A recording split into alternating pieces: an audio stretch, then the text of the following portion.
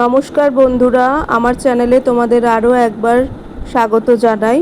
তোমাদের আমি বলেছিলাম যে একটা মানে নিরামিষ কিছু একটা আইটেম তোমাদের করে দেখাবো। তো নিরামিষ আইটেমের মধ্যে আমার মনে হলো পনিরটাই প্রথমে করে দেখাই। তো দেখো, এখানে পনির নিয়ে নিয়েছি আমি 500 গ্রাম, আর পনিরটা কেটে নিচ্ছি, একটু বড় সাইজের করে কাটছি, খুব বেশি ছোট করিনি। আর তার সাথে দেখো পেঁয়াজ, ক্যাপসিকাম আর কিছু পাকা লঙ্কাও কেটে নিয়েছি। ওগুলোও বেশ একটু বড় বড় করে কেটেছি, খুব একটা ছোট করে কাটিনি, কেননা পনিরের যে সাইজটা আমি রেখেছি তার সাথে মানানসই যাতে হয়। আর এখানে দেখো মিক্সিং জারে আমি নিয়েছি একটু টমেটো আর পেঁয়াজ, এটা আমি পেস্ট করে নেব। তার কারণ হচ্ছে এই পেস্টটা দেব যাতে একটু গ্রেভিটা হয়। তো এইভাবে আমি এই পনিরটা আজকে করে তোমাদের দেখাচ্ছি, তোমরা নিজেরাও বাড়িতে করে দেখো কীরকম লাগে, সেটা আমাকে কমেন্টসে জানিও। এখানে সব কিছু সুন্দর করে কেটে নেওয়ার পর ওই পেস্টটাও আমি করে নিয়েছি, দেখো লাল লাল দেখতে হয়েছে। আর এবারে আমি কড়াইতে দিয়ে দিয়েছি কিছুটা সাদা তেল, আর তার সাথে একটু ঘি দিয়েছি। তো তেলটা গরম হওয়ার পরে আমি এখানে পনিরটা ভেজে নেব, হালকা একটু ফ্রাই করব, খুব বেশি ডিপ ফ্রাই করব না। ডিপ ফ্রাই করলে পনিরটা একটু শক্ত হয়ে যায়, তাই জন্য এখানে একটু হালকা হালকা করেই ভেজে নেব।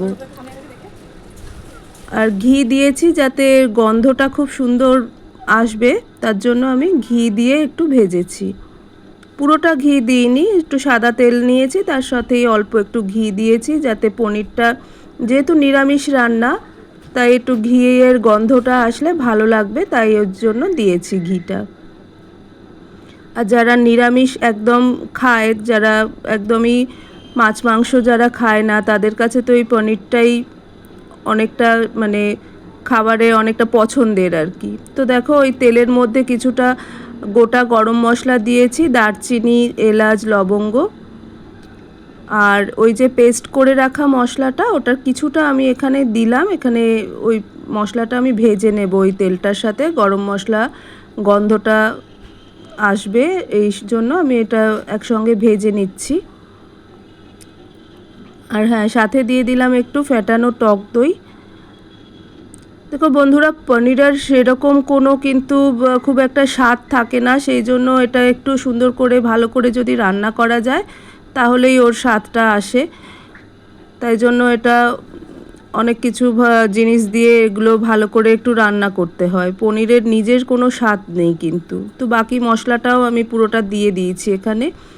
দিয়ে নেওয়ার পর এই মশলাটা ভালো করে নেড়ে চেড়ে এখানে ভাজতে হবে। তো তারপরে দিয়ে দিলাম স্বাদ মতো একটু লবণ। তোমরা যদি মনে করো যে কিছু একটু চিনি দেবে এখানে, তাহলে তোমরা দিতে পারো। আর তার সাথে আমি এখানে দেব একটু টমেটো সস, সেটা ম্যাগিরও দিতে পারো, অন্য কিছু কোম্পানিরও তোমরা দিতে পারো, সেটা কোনো ব্যাপার না।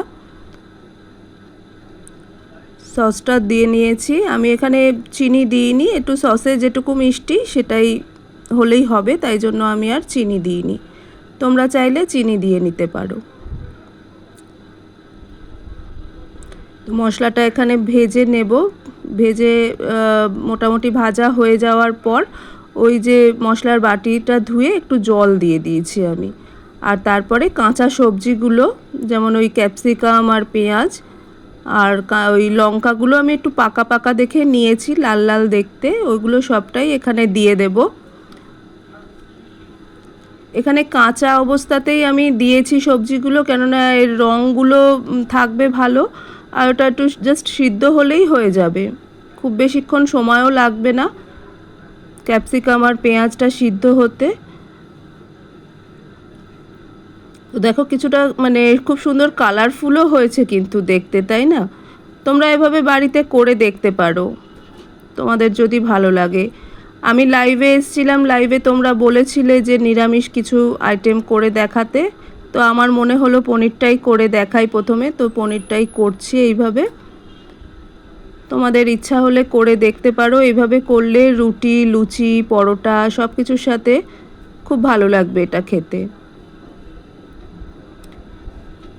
তো এইভাবে এই কিছুক্ষণ রান্না করছি যাতে ওগুলো সিদ্ধ হয়ে যায় ভালোভাবে।